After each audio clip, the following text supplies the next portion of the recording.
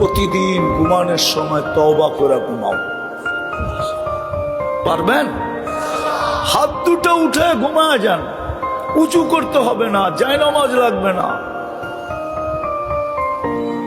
বিছনায় বৈশা খালি হাত দুটা উঠায় বলে দেন মনের থেকে, আল্লাহ মাপ চায় ঘুমাইতেছে।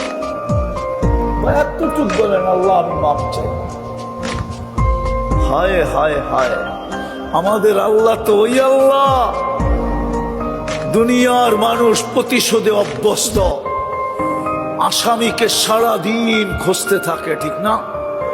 কেন?